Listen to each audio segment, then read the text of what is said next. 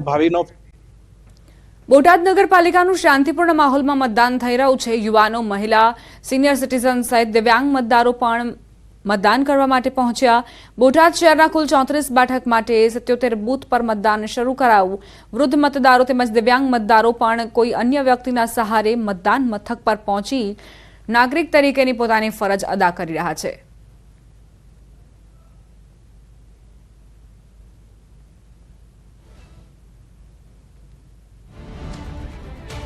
સ્થાનિક ચૂંટણીમાં મતદારોએ ભુક્કા બોલાવ્યા છે। મતદારો કચકચાવીને મતદાન કરી રહ્યા છે। ટકાવારી સતત વધી રહી છે। સરેરાશ મતદાનની ટકાવારી પણ સામે આવી છે। અત્યાર સુધીના મતદાનમાં એ જોવા મળ્યું છે કે મોટા પ્રમાણમાં મહિલાઓ, વૃદ્ધો મતદાન કરી રહ્યા છે। 40% પાર પહોંચ્યું છે અત્યાર સુધીનું મતદાન।